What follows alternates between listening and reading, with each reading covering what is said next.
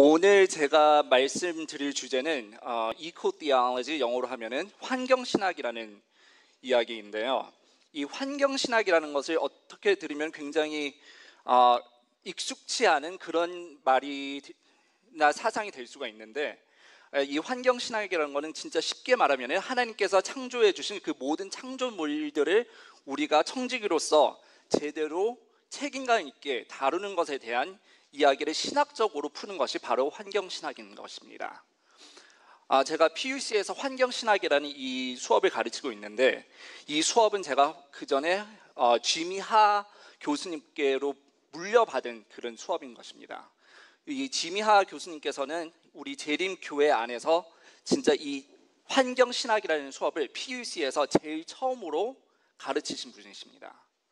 그래서 진짜 이 미국 전역뿐만 아니라 이 세계적으로 우리 재림교회 학교 안에서 환경신학이라는 이 수업이 진짜 지미 하 교수님을 위해서 이런 그런 선구자 역할을 하셔서 시작이 되었는데요. 지금 이 시점에는 많은 저희 재림교회 학교에서 이 환경신학이라는 이런 수업을 가르치고 있습니다. 그래서 이 환경신학에 대해서 몇 가지 성경절들을 보겠습니다. 제일 처음에 욥기 말씀을 보겠습니다. 12장 7절로부터 보겠습니다. 이제 모든 짐승에게 물어보라. 그것들이 내게 가르치리라. 공중의 새에게 물어보라. 그것들이 또한 내게 고하리라. 땅에게 말하라. 내가 가르치리라. 바다의 고기도 내게 설명하리라. 이것들 중에 어느 것이 여호와의 손이 이를 행하신 줄을 알지 못하랴. 생물들의 혼과 인생들의 영광이 다 그의 손에 있느니라. 로마서 1장 19절로 20절 보겠습니다. 이는 하나님을 알만한 것이 저희 속에 보임이라. 하나님께서 이를 저에게 보이셨느니라.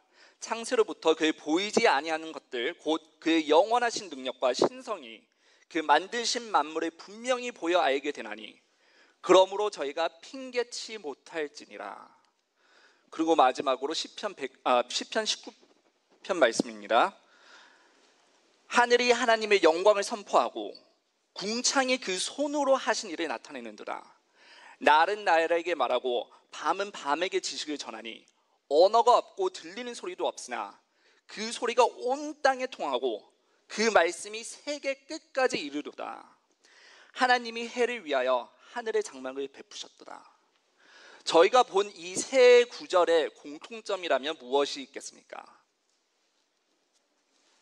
물론 환경신학에서 많이 쓰여지는 것이고 또 천주교 신학에서는 그 자연신학이라는 곳에서 많이 쓰는 구절들입니다. 결론적으로 이 세 구절에서 신약과 구약에서 우리가 다 볼 수 있는 것은 하나님께서 지으신 창조의 세계 안에서 무엇을 볼 수가 있습니까? 하나님 자신을 볼 수 있다는 것입니다.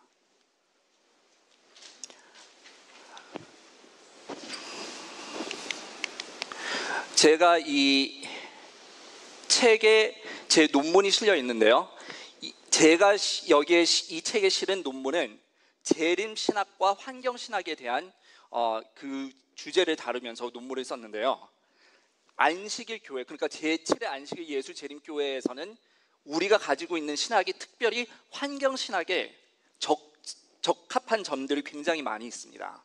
그래서 이 논문의 주제를 제가 오늘은 다 다루지는 못하지만 어느 정도 다루면서 오늘 말씀을 같이 나눠보고자 합니다. 제가 여러분께 제일 처음으로 드리고 싶은 질문은, 지금 저희가 처해 있는 이 환경적인 위기 아시죠 여러분들? 우리가 환경적으로 굉장히 위기에 처해 있다는 걸 다 아실 것 같습니다. 이런 환경적 위기가 누구를 통해서 이루어졌다고 사람들이 많이 생각할까요? 어떤 그룹이 이것에 대한 제일 큰 비판을 받는 그룹이 있을까요? 어떤 사람들이요? 인간들이죠. 물론이죠. 물론 인간들이죠. 뭐 동물들이 이렇게 하지는 않았겠죠.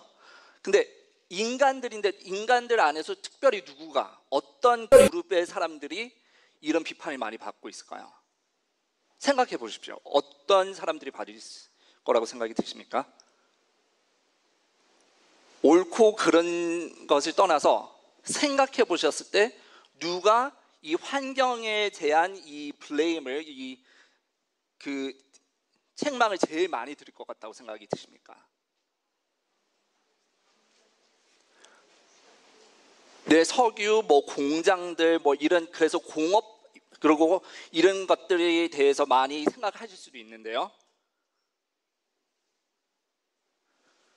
답은 사실 기독교인들입니다. 이 린 와이트라는 분이 이 The Historical Roots of Our Ecological Crisis라는 이 논문을 쓰셨는데요. 이 논문이 1967년에 쓰여졌는데요. 이때부터 해서 계속적으로 사람들이 진짜 기독교의 사상 때문에 사람들이 환경을 아무렇게나 대했다고 많이 얘기를 하고 있습니다. 그래서 이 논문에 나온 글 중에 하나가 이렇게 말씀하고 있습니다. 린 와이트는 이렇게 얘기를 하고 있습니다. 기독교는 자연물에 대한 감정에 무관심한 분위기로 자연을 착취하는 것을 가능하게 하였다.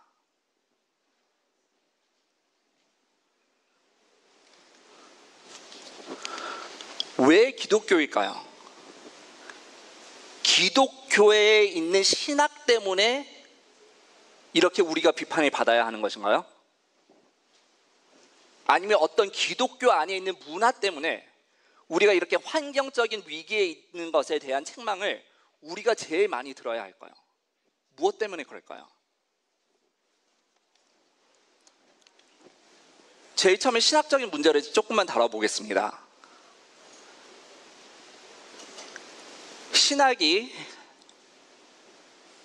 사실 제일 처음에 기독교 신학은 어디에서 시작되었습니까? 제일 처음에 기독교 신학의 중심되었던 도시가 어디일까요? 기독교 신학의 제일 중심지였던 곳은 바로 어디서 시작됐을까요? 예루살렘에서 시작되었습니다. 맞습니다. 그래서 기독교는 어떤 종교이죠? 유대인 종교인 것입니다. 그렇기 때문에 히브리 사상으로 해석을 하는 것이 마땅한 것입니다. 근데 이 기독교 이 신앙이 이방인들에게 가면서 무엇이 많이 들어왔습니까? 이 헬라적인 영향들이 많이 들어오기 시작했습니다. 그래서 이 헬라의 특별히 이 이원론이라는 사상 때문에 굉장히 기독교에서 이런 환경신학뿐만이 아니라 굉장히 나쁜 영향들을 많이 미치고 있습니다. 그래서 재림교회에 대해서 많이 아시는 분들도 계시고 또 재림교회를 좀 근래에 접하신 분들도 계실 텐데요.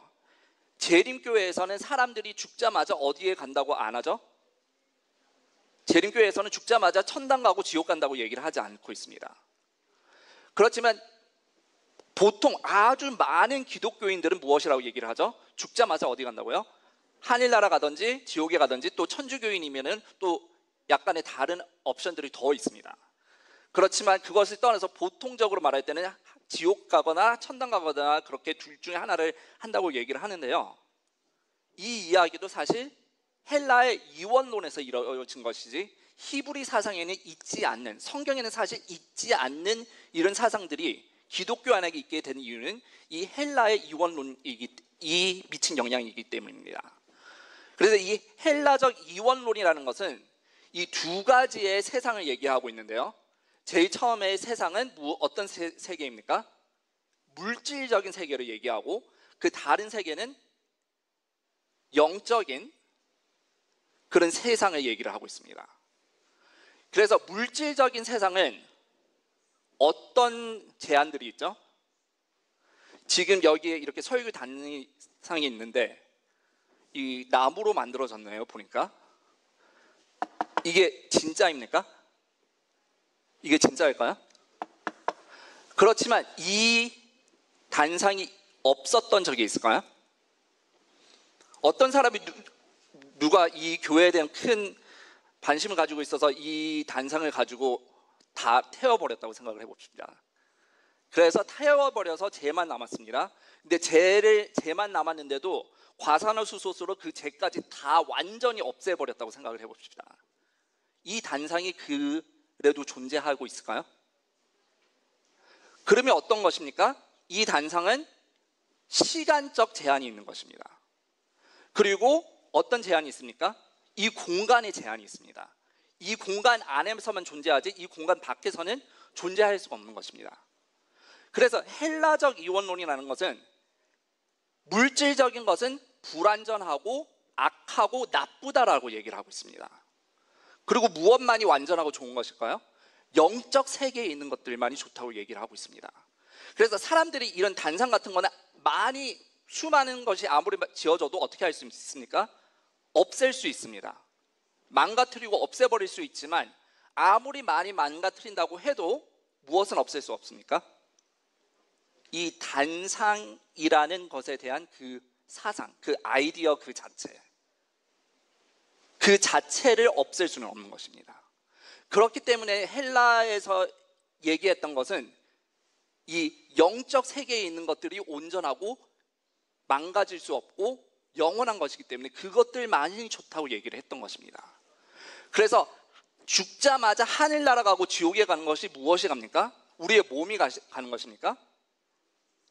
영만 간다고 얘기를 하는 것이 아닙니까? 그러니까 이게 바로 그냥 헬라의 이원론이 기독교 안으로 들어왔다고 보시면 되는 것입니다. 그래서 이게 우리가 죽고 나서 어떻게 되느냐에 대한 영향을 미친 것뿐만이 아니라 물질적인 세계가 나쁘고 불완전하다고 하면 무엇이라고 생각을 합니까? 우리 몸도 사실 필요가 없는 것이잖아요. 하늘나라에 가는 것이 아니잖아요. 그리고 지금 이 세상에 있는 모든 이 창조물들 다 물질적인 것들인 것입니다. 여러분들 약간 이해가 되시나요? 이런 사상, 이런 영향 때문에 물질적인 것에는 기독교인들이 신경을 쓰지 않다 보니까 어떻게 됩니까? 책임감이 없게 되는 것입니다. 그래서 이 린 와이트라는 분과 그 외에 수많은 사람들이 기독교를 비판하는 것이 결코 틀린 것만은 아닌 것입니다.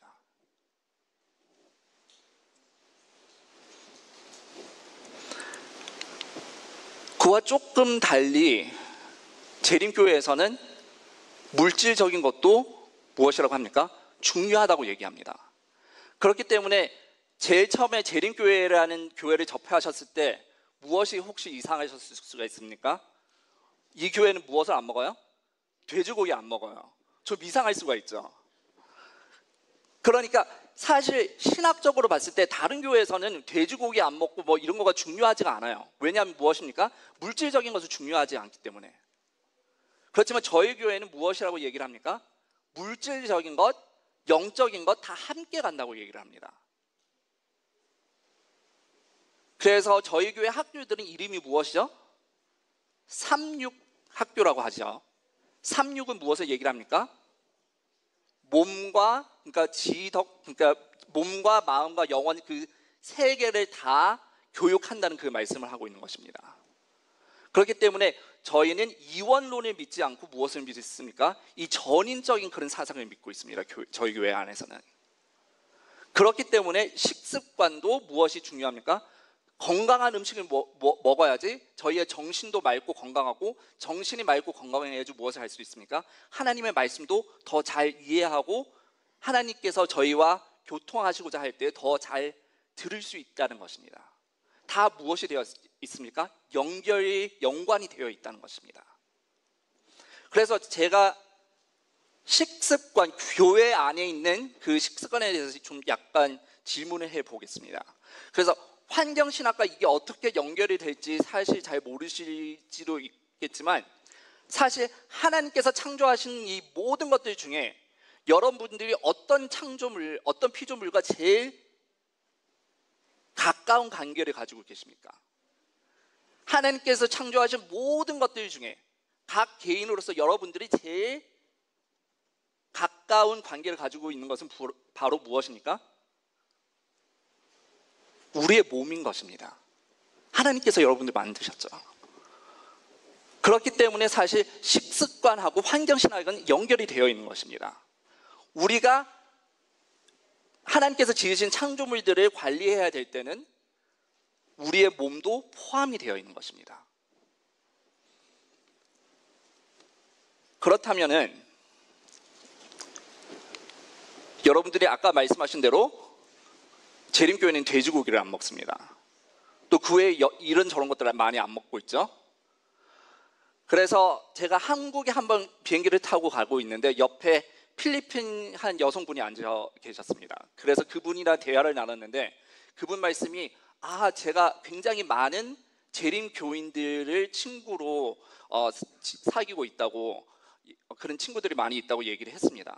그러면서 하는 얘기가 걔네들은 게도 안 먹고 조개도 안 먹고 새우도 안 먹고, 그래서 네, 맞는 것 같습니다. 네, 재림교인들 같네요.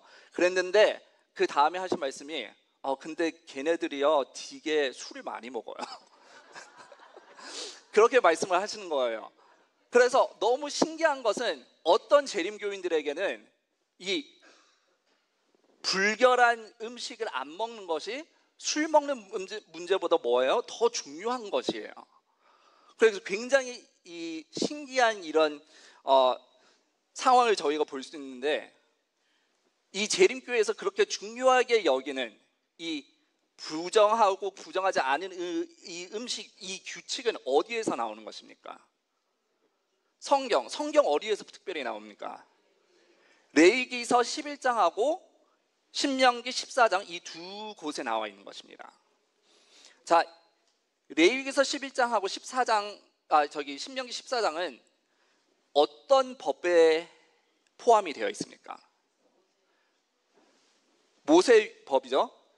모세의 법을 크게 나누자면은 도덕법, 시민법, 의식법 이렇게 세 가지로 나눌 수가 있습니다. PUC에 지금 유대인 교수분들이 두 분이 계시는데, 한번 제가 이렇게 얘기했다가 유대인 교수님 한 분이 굉장히 화나고 싫어하셨어요. 왜냐하면 굉장히 훨씬 더 많은 종류의 법들이 있다고 하시는 말씀이 있어요. 그렇지만 그분과 동의를 하지만 그 많은 법들의 종류의 법들이 사실 다 이 세 가지 안에 포함이 됩니다. 그래서 제일 처음에 도덕법은 어떤 법인 것이죠? 도덕법은 십계명인 것입니다. 그래서 도덕법이라는 이 십계명은 저희 재림교회에서는 언제까지 지키고 있습니까? 지금도 지키고 있고, 사실 재림 때까지 지킬 것이고, 제가 지난번에 와서 설교에 말씀드렸지만 저희 할머니께서 피난 가시지 않으셨던 이유가 안식일 지키기 위해서 그러셨습니다.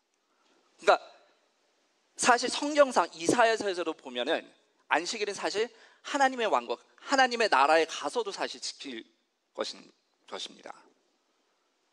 그래서 도덕법은 계속 지켜주고 있습니다. 두 번째로 시민법은 무엇에 관한 법들이죠? 그래서 시민법은 아직도 저희가 지키고 있습니까? 시민법을 저희가 지금 이 당시에도 지키고 있습니까? 여러분, 시민법 이거 지금 지켰다가는 큰일 납니다.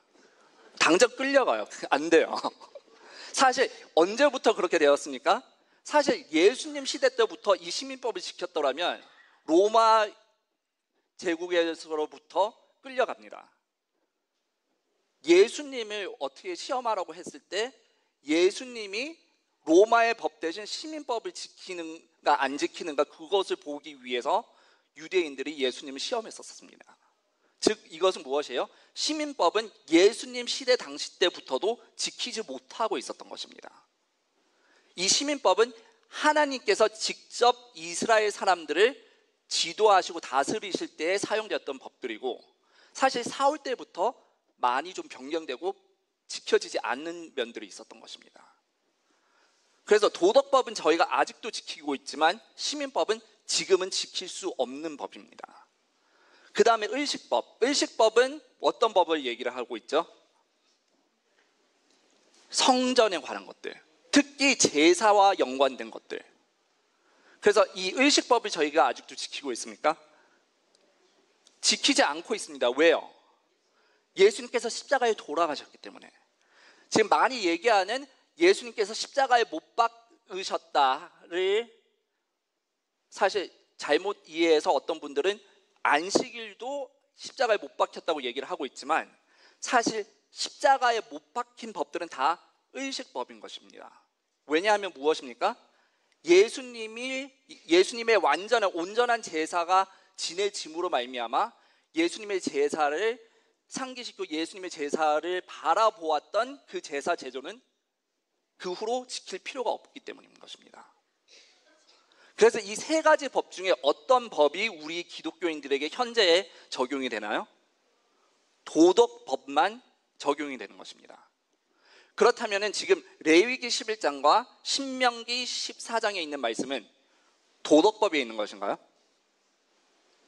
10계명 중에 돼지고기 먹지 말라고 하셨나요? 어디에 해당되는 것이죠? 의식법에 해당이 되는 것입니다.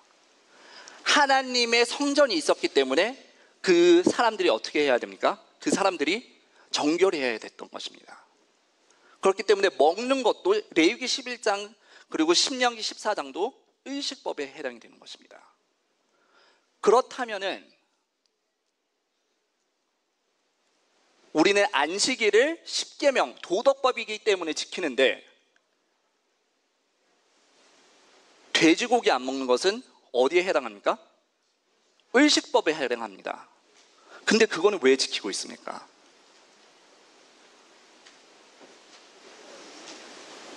지킬 이유가 있습니까? 왜 수많은 의식법 중에 많은 것 하나도 지키지 않으면서 재림교회에서는 왜 의식법 중에 딱 그 식습관에 관한 레위기 11장만 지키고 있습니까? 네? 무엇 때문에요?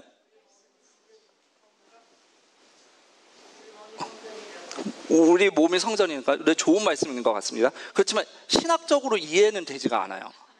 왜냐하면 이건 의식법이기 때문에요. 그래서 재림교회에서 많이 하는 대답이 무엇입니까? 건강? 물론이죠. 건강. 그렇지만 성경적으로 이것에 대한 답변을 합니다.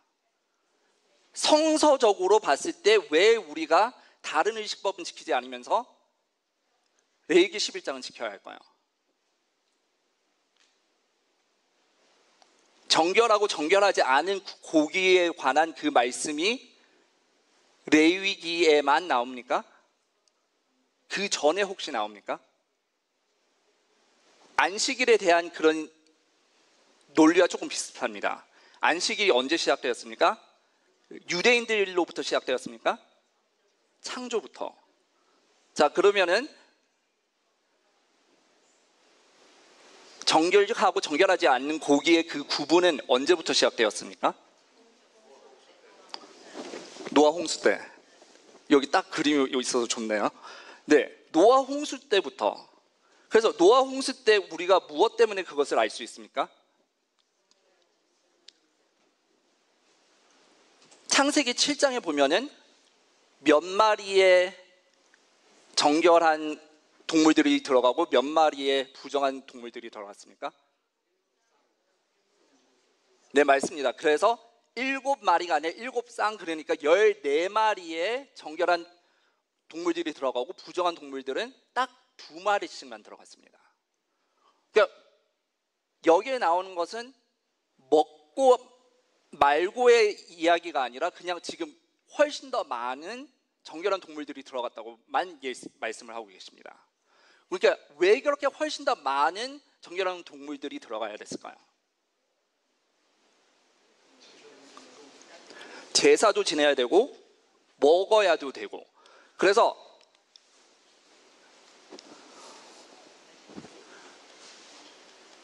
창세기 7장 2절에 이렇게 말씀을 하셨죠. 그래서 7쌍씩 말씀하신 대로, 그리고 부정한 것은 2씩. 그렇지만 여기에 나오는 것은 무엇입니까? 사실 먹는 것에 대한 말씀은 아니에요. 하나님께서 인간들에게 고기를 먹어도 된다고 허락하실 때가 바로 홍수가 끝나고 다음이죠. 왜냐하면 하나님께서 아담과 하와에게는 무엇을 주셨습니까?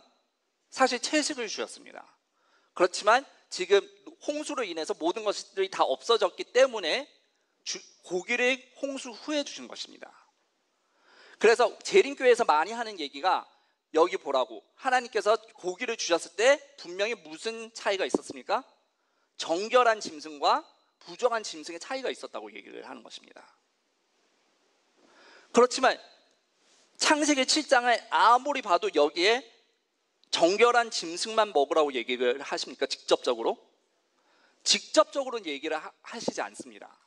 그렇지만 우리가 훨씬 더 많은 정결한 짐승들이 들어갔기 때문에 그랬을 것이라고 무엇을 하는 것입니까? 추측하는 것입니다. 그렇지만 다행히도 성경 말씀에는 하나님께서 고기를 허락하셨을 때 분명히 고기를 어떻게 먹으라고 말씀을 하셨습니다. 창세기 9장에 가서 나옵니다. 하나님께서 무엇을 하라고 하십니까? 물을 산 동물은 너희의 식물이 될지라 채소같이 내가 이것을 다 너희에게 주노라. 그래서 이때 무엇이 나옵니까? 너희들이 고기를 먹어도 된다는 허락이 나옵니다. 그래서 여기에 고기 먹어도 된다고 허락하시면서 나오는 것이 그 대신 정결한 것만 먹고 부정한 것을 먹지 말라고 말씀하셨습니까?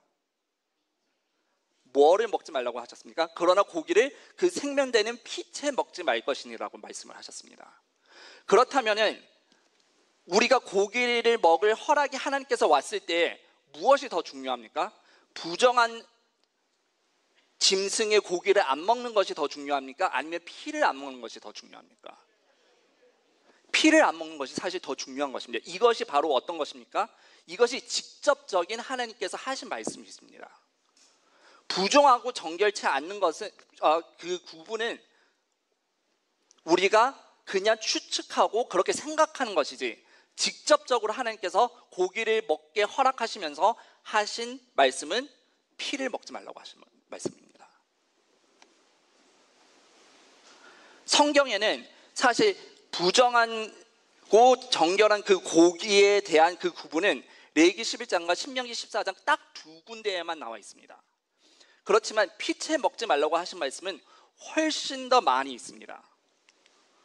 그래서 제가 여기 있는 것을 다 읽지는 않겠지만 굉장히 많은 예가 있습니다. 여기 있는 것들뿐만 아니라 훨씬 더 많이 있지만 제가 조금만 예를 보여서 여기서 보여드리는 것입니다.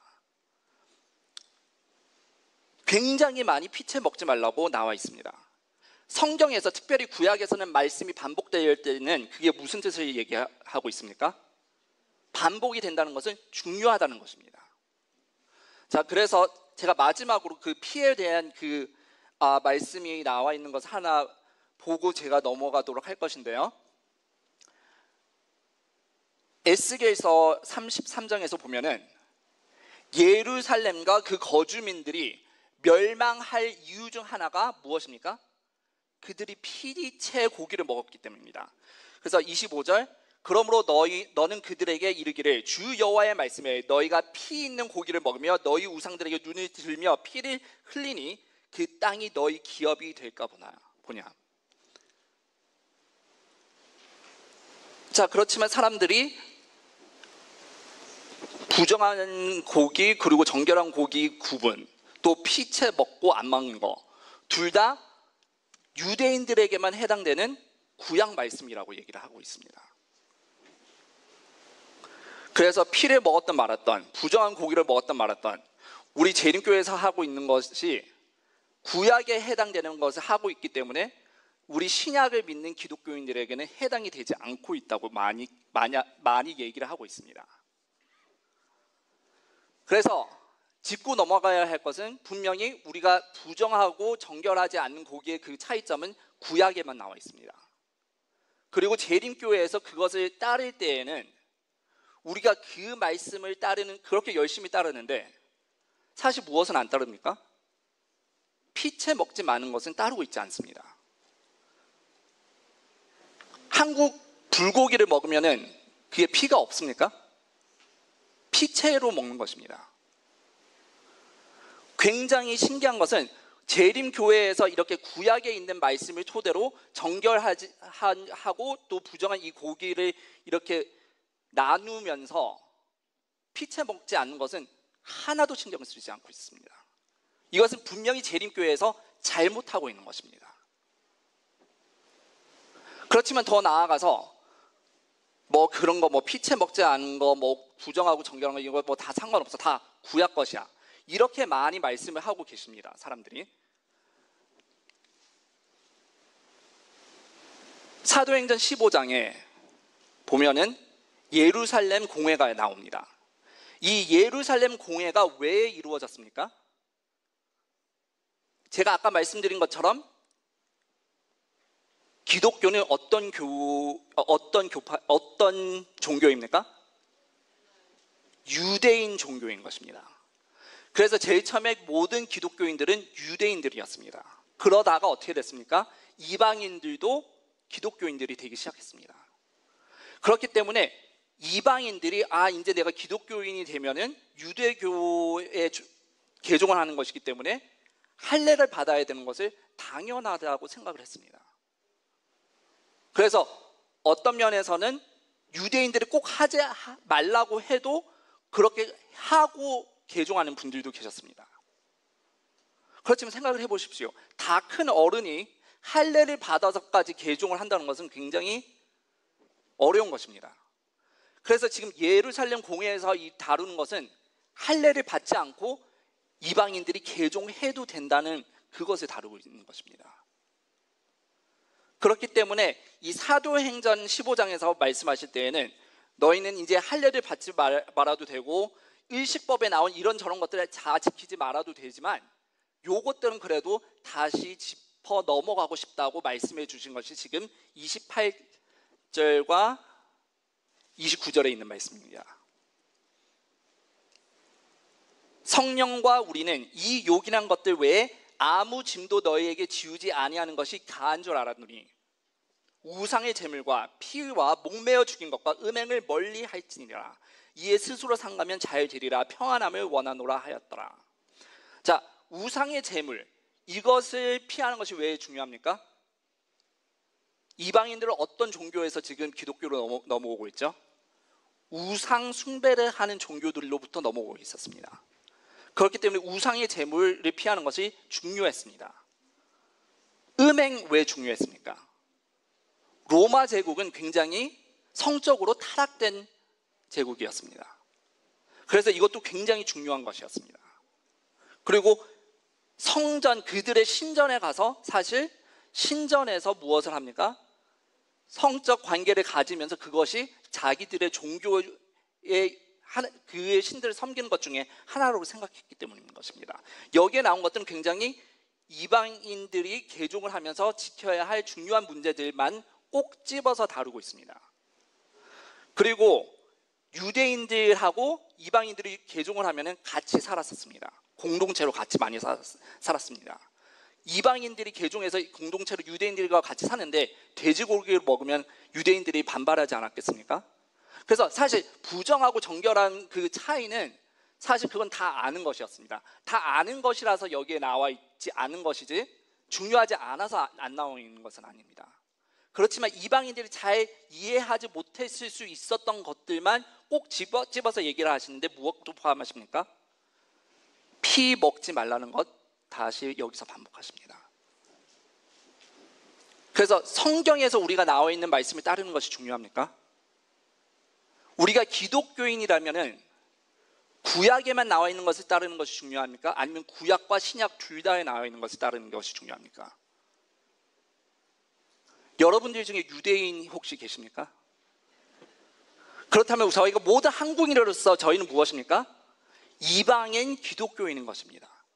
그렇기 때문에 사도행전 15장 28절 29절의 말씀은 누구에게 해당되는 것입니까? 우리에게 다 해당되는 것입니다. 제7의 안식이 예수 재림 교회 교인들에게만 해당되는 것이 아닙니다. 이것은 어떤 교인들이에요? 모든 기독교인들에게 다 해당이 되는 말씀인 것입니다. 그래서 재림교회뿐만이 아니라 재림교회도 물론 여기에 잘못이 있습니다. 그렇지만 재림교회뿐만이 아니라 이 세상에 있는 모든 기독교인들이 분명히 성경에 구약과 신약에 둘 다 나와 있는 말씀을 상관하지도 않고 살아오고 있었던 것입니다.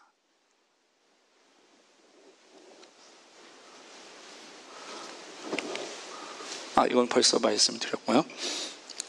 그래서 진짜 피채로 고기를 먹지 않는다는 것은 무엇을 말하고 있습니까? 피채로 고기를 먹지 않는 것을 누가 제일 잘하고 있습니까?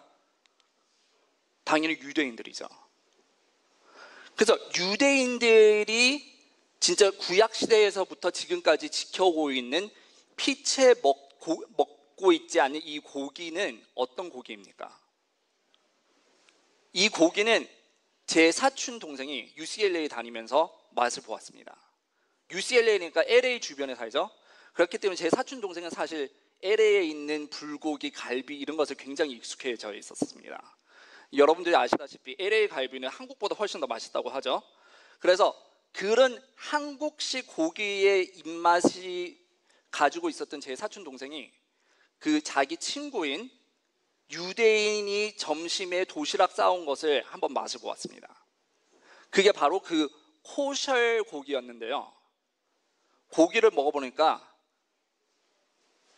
불고기 갈비랑 맛이 비슷했을까요? 하나도 비슷하지가 않았습니다. 고기 자체에서는 아무런 맛이 없었다고 합니다. 그 모든 맛은 어디서 나옵니까? 그들이 첨가하는 향과 이런 모든 것들에서부터 나오는 것입니다. 그래서 왜 유대인의 고기에는 맛이 없을까요? 그 고기 자체에서 왜 맛이 없을까요? 피가 없기 때문인 것입니다. 많은 사람들이 고기의 맛을 그리워할 때는 사실 무엇을 그리워하는 것입니까? 피의 맛을 그리워하는 것입니다. 그리고 그뿐만 아니라 이 씹었을 때의 느낌이 굉장히 다르다고 했습니다. 유대인들은 고기를 잡을 때 성경에 나와 있는 대로 해서 피를 빼기 때문에 피가 굉장히 잘 빠집니다. 그렇지만 거기에서만 중단하지 않습니다. 그 후에 무엇을 하죠? 소금물에 고기를 절입니다. 자, 여기 닥터 킴도 계시고 닥터 프락도 계시고 그렇기 때문에 저보다 훨씬 더 잘 아시겠지만 소금, 소디움 클로라이드라는 이 화학 물질이 고기에 있는 이 단백질들에 어떤 영향을 미칠까요?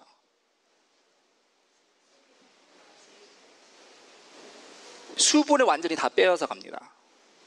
수분이 다 빼앗아 가고 없어지게 되면 어떻게 됩니까? 그러면 거기 남아있는 피가 다 빠져나올 수밖에 없게 됩니다. 그러면서 고기 자체가 굉장히 스펀지 같은 그런 느낌이 난다고 합니다. 그래서 보통 피체에 있는 고기와 굉장히 느낌부터 틀립니다. 맛도 틀리고 느낌도 틀린 것입니다. 그래서 우리가 진짜 구약에 나와 있는 말씀 그리고 신약 사도행전 15장에 나와 있는 말씀을 제대로 따르려면은 유대인들이 하는 이 코셜 고기를 먹어야 합니다. 그렇지만 얼마나 많은 여러분들 집 주변에 이 코셜 고기 델리집이 있습니까?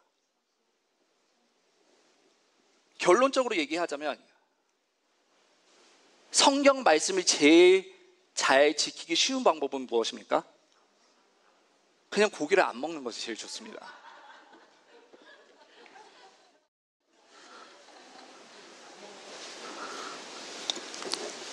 약간 이 얘기를 옮겨가서 제가 지금 환경에 대해서 얘기를 하고 있는데요.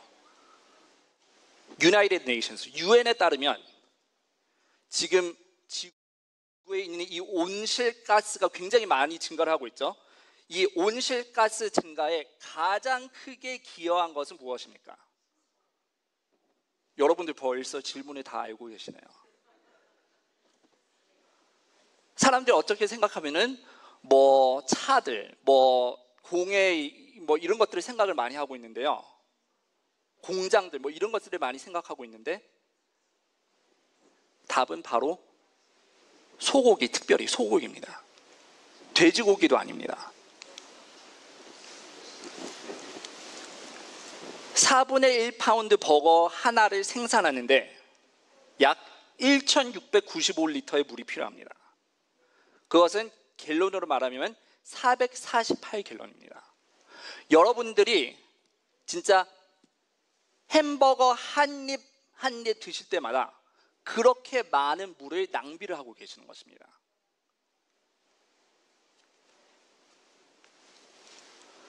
유엔에서 또 다른 이 기사가 나왔는데요. 그들이 말하는 세계에서 가장 시급한 문제는 무엇입니까? 육류, 고기의 문제라고 얘기를 하고 있습니다. 여기에 나온 기사 중에 이렇게 말씀하고 있습니다. 축산업의 온실가스 발자국은 모든 자동차, 트럭, 버스, 선박, 비행기 및 로켓선을 합친 것과 비슷하다고 얘기를 합니다. 그래서 사실 여러분들이 고기를 안 드시는 것만으로 해서도 환경에 아주 큰 혜택을 주시는 것입니다. 독일에서는 90마리의 소들이 이 농장 그 barn이죠. barn 안에 그렇게 들어 있었는데 소들이 계속 메탄가스를 뿜어냅니다. 사실 그 소들에서 나오는 메탄가스는 그들의 입에서 나오는 것이 제일 많이 나옵니다. 그래서 메탄가스가 계속 그렇게 뿜어 나오고 있는 90마리가 들어있는 그 건물 안에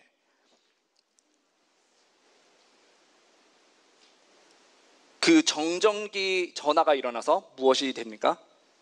폭발이 되고 거의 그 지붕 자체가 거의 떠나가 버릴 정도로 그런 큰 화재가 일어났습니다. 그래서 소는 강력한 온실가스인 메탄을 매일 최대 500리터, 약 145개월을 배출하는 것으로 생각이 되어 있고요. 그리고 미국 환경보호국에 따르면 가축은 미국 전체 메탄 배출량의 37%를 차지하고 그 37%의 대부분이 무엇입니까? 소에서 나오는 것입니다.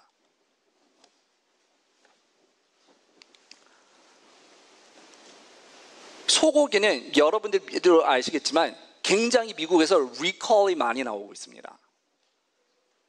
다시 되돌려 가야 돼요. 왜? 문제가 무엇입니까? 대장균 때문에 그렇습니다. 소는 먹어야 하는 음식이 어떤 음식입니까? 풀 먹어야 되죠.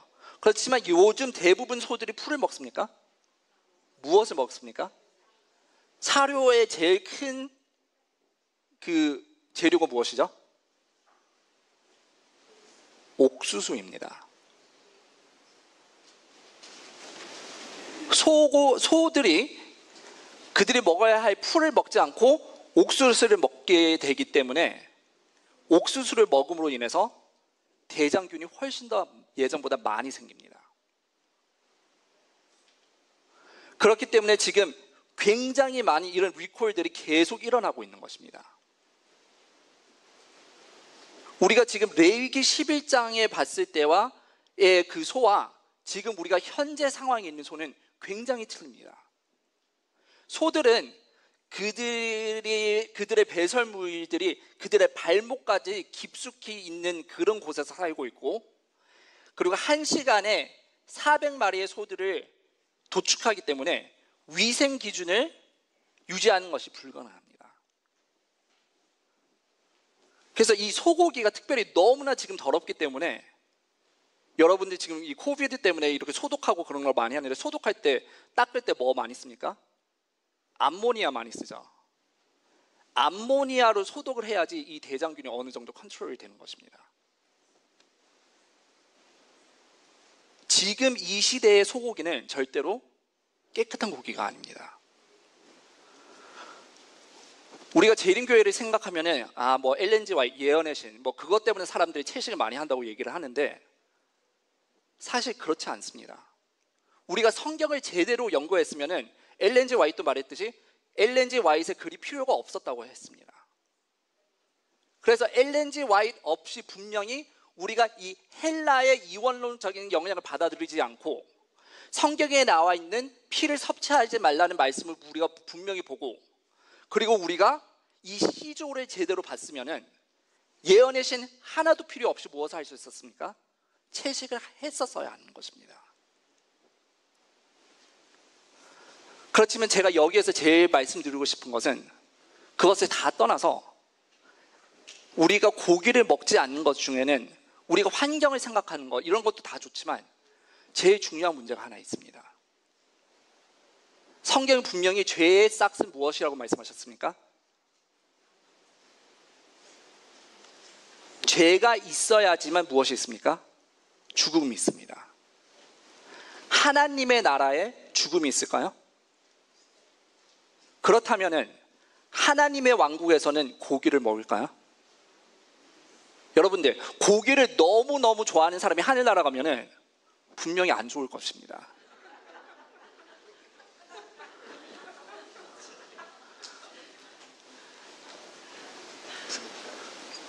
교회라는 것은 무엇입니까? 교회라는 것은 같이 구원받아 가고 있는 공동체가 바로 교회인 것입니다. 그렇기 때문에 여러분들은 칭의를 받으셨고, 그리고 칭의를 받으셨기 때문에 무엇을 하고 계십니까? 지금 성화의 과정을 밟고 계십니다. 성화라는 것은 무엇입니까?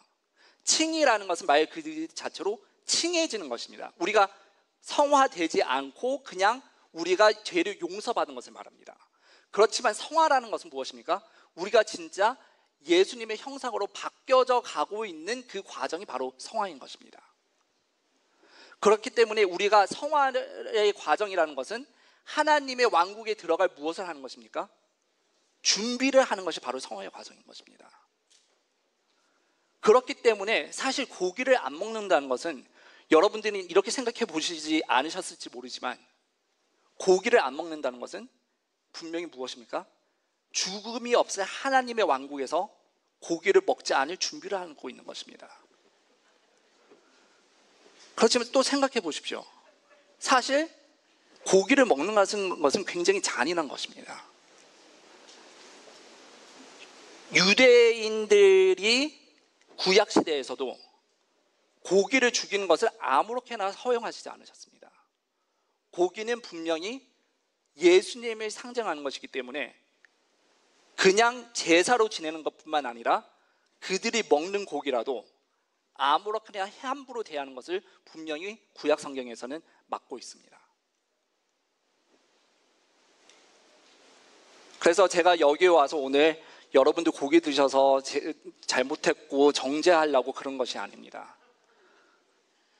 제가 제일 원하는 것은 우리가 성경 말씀을 제대로 알고 성경에 나와 있는 말씀을 따르고, 그리고 그 성경의 말씀을 여러분들이 직접 읽어보시고 여러분들의 마음의 변화가 있으셔서 그 성화에 가는 길에, 하나님의 왕국에 가는 길에 조금 더 도움이 되기를 바라는 것입니다.